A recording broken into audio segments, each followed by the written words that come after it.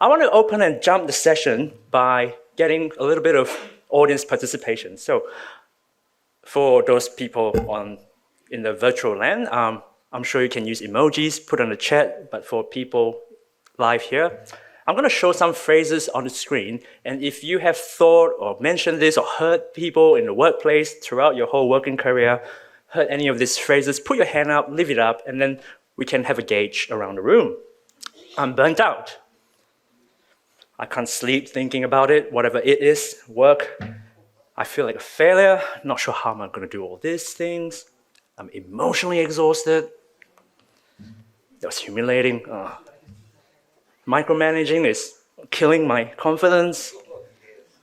I'm freaked out. I'm not sure when they will explode again. Right? I have no idea what I'm doing. Toxic. This is toxic. This workplace is toxic. What happened just wasn't fair. So I've seen a couple of hands up. So we have heard a few of these in the workplace. So what does this all mean? So hearing this could be symptomatic of psychosocial hazards in the workplace. And that's what we're going to do today. I've got an ambitious agenda. It's a 3-part journey, so stick with me. I'll bring you through. The first part, I want to talk about psychosocial hazards, define it. I think from here on, I would just call it psych hazards because it's a tongue twister for me. I'm going to talk about the agricultural context based on the inquiry report that Sally covered earlier. And then I'm going to just try and look at psych hazards in agriculture to bring some relevance to everyone in the room. The second bit, I'm going to talk about a little bit of the legislation, the relevant parts of it, and then bring home the journey by looking at the risk management approach. It's a familiar tool that we all use as safety professionals, oldie but goodie. But the only twist is, with a psychosocial lens, and then the usual resources that I hope that can help. All right, so here's the definition. Psych hazards are workplace factors and conditions that can impact the worker's psychological and social well-being. Having said that, this is copy and pasted from the Act and the regs. A hazard is a source or situation with the potential for harm in terms of human injury, ill health, damage to property, damage to the environment, combination of these. So you can see it's quite all-encompassing. And we're very familiar with physical hazards, isn't it? Like workplace moving equipment, plant, chemicals, spillage, exposed wiring, working at heights. We can call it out. We know what it is, very instinctive. Fear of dying will help us acknowledge these things. Psychosocial hazards, on the other hand, is invisible, it's intangible. But yet we know it exists because we feel it, we get affected by it. So we just went through, these are symptoms, right? Symptoms that it might occur, that the hazards are taking place in the workplace. So what are these hazards? Can we name some of them? I have a long list here. I'm not going to go through them. Instead, the next 2-3 slides is a show and tell. I just want to show that we have a code of practice on our WA WorkSafe website. It's code of practice for psychosocial hazards in the workplace. And in section 2, page 6, there's a table that goes through a few of these hazards. And this is a screenshot. So I'm not going to read through them. I just want to show you that it's there, it's free, it's for everybody to have a read. So even, just taking the top row, for example, work demands, meaning, how demanding work is. For example, in this top row, high work demands, excessive workload, stress, so on and so forth. And did you know that low work demands is also a type of hazard? So workers not engaged, they feel like they're not doing their best, so they get bored, and then deviant behaviors start to kick in, and normally not to the advantage of the company, right? So as you can see, there are many types of hazards. Have a read. And the code of practice has a risk management approach as well. So the top line, talking about leadership, and what sort of control mechanisms under leadership, so on and so forth. So we have now learned about the definitions. We know that there's code of practice with more information on it that's available online. Let's jump to the agriculture context. So in terms of agriculture, I confess, I'm from Singapore, I'm a nerd. Singapore's the furthest to having any agriculture. It's high-tech, hydroponics, that's the most I know. So when I look at agriculture here, I think of big land and lots of remoteness, things like that. And the the impetus of the inquiry report was the fatalities. There was an increase over the years. And in the financial year 2021 to 2022, there were 12 fatalities in the 12-month period. So a report was commissioned, and the top 3 common causes were there on the screen: not using safety equipment, PPE, unsafe methods of working, lack of attention, situational awareness. And the demographic of the fatalities, 90% were men, and 50% of the men were above 55 years old. So agriculture industry in WA is a big industry. I think there are about 5,700 agricultural enterprises here in WA, and about 448,000 workers. But this trend shows that the number of owner-operator numbers are in decline over the years from 2001 to 2016. So this shows that perhaps there's more of a shift from owner-operators to a salaried sort of a work type of arrangement with the larger organizations still within the sector. So a little bit of employment shift there. And the report also reveals there are 2 types of mindsets when it comes to safety in agriculture. Right, so the first one is this one.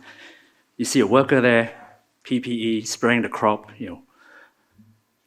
Time and money has been invested, right, to safety. And then the mindset here is, but then I could have spent that time and money on the work. So the mindset here would be, productivity will drop and then affects revenue.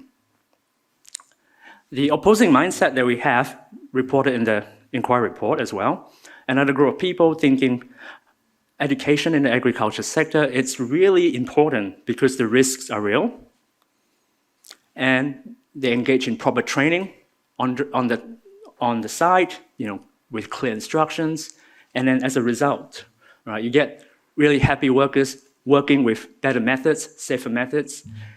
And guess what it brings you? Happier workers, more productivity. Dave mentioned that earlier.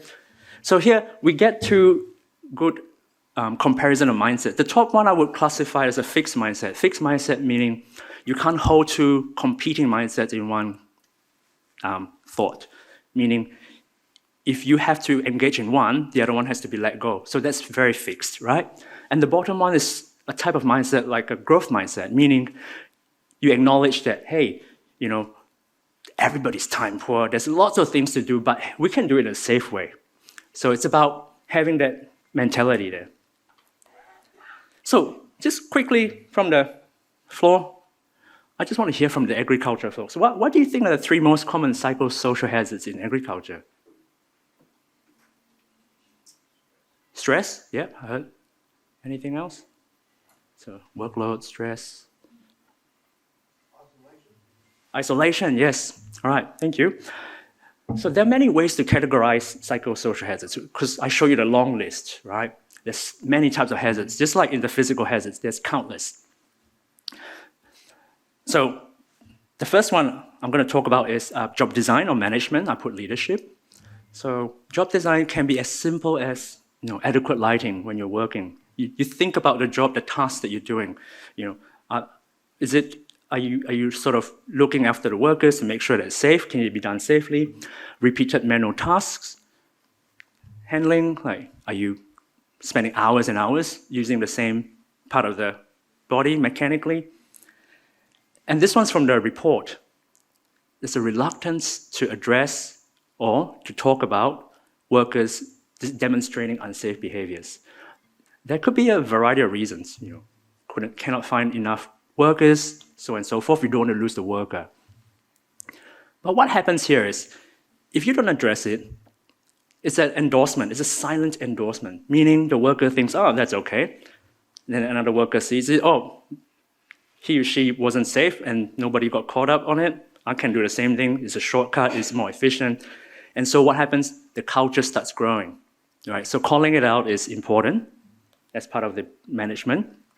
The second one is isolation. We heard about that. So work environment for the agriculture industry, I mentioned, vast piece of land. So you have to start thinking about driving to work. That takes time. And after you finish a long day, you have to drive home as well. So there's fatigue. Isolation, remoteness, working lone workers, that's an issue, that's a hazard.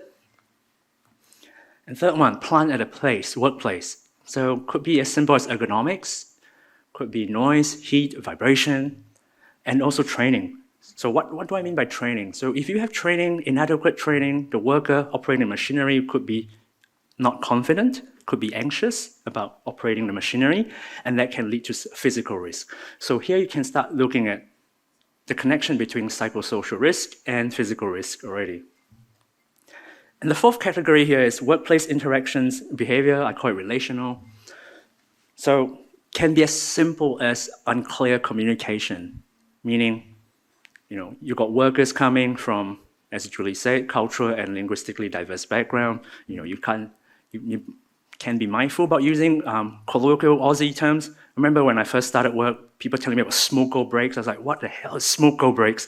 I've learned quickly, yes, I don't have to be a smoker, but I can go and smoko, right? Everybody looks forward to that. So think about communicating and your instructions. Is it vague? Do you ask for feedback? After giving instructions, do you ask, hey, do you understand what you have to do? Most workers will say yes because they want to let the boss know that they're not dumb, but actually they don't. So how do you build that rapport, that safety, so that people can actually tell you, hey, honestly, I don't know what you're talking about.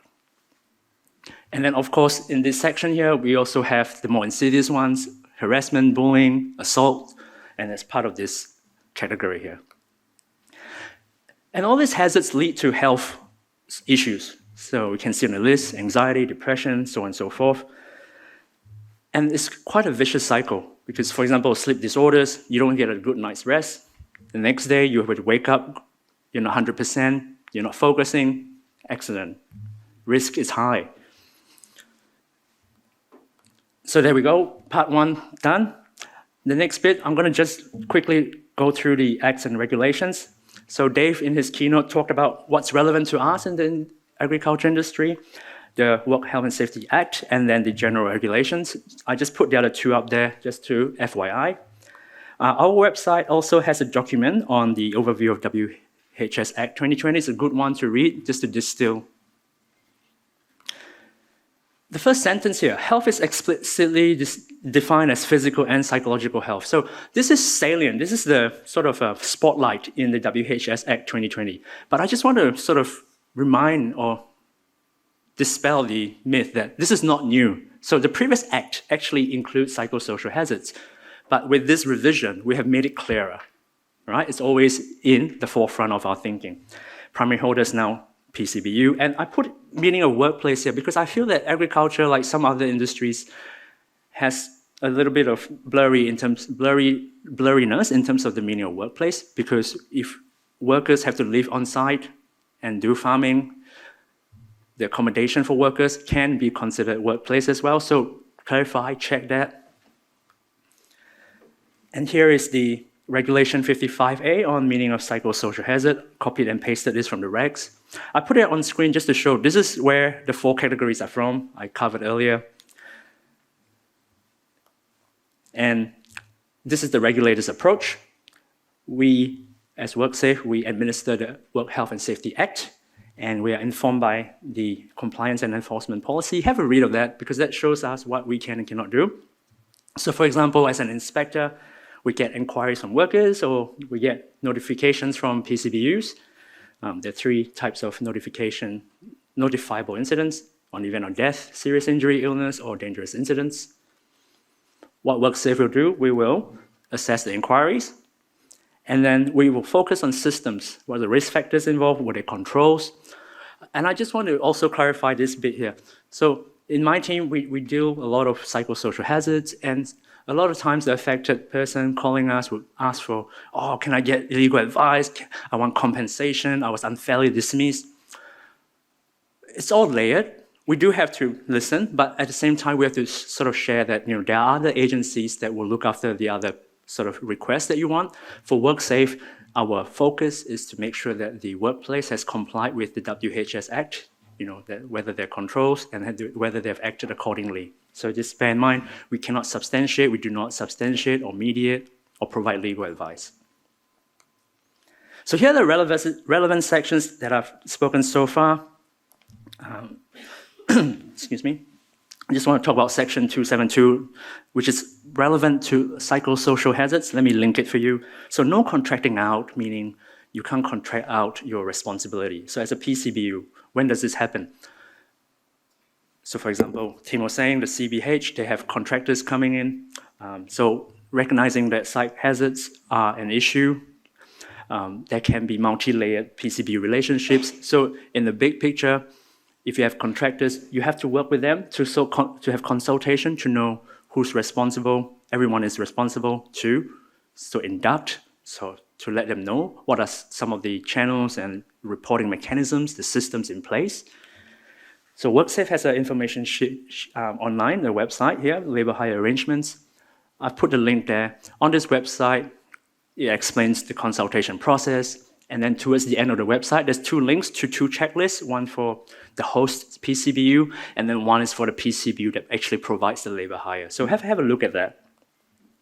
Okay, so quickly, the last part, let's wrap it up, home stretch. This is what I call the safety donut, the 4-step process.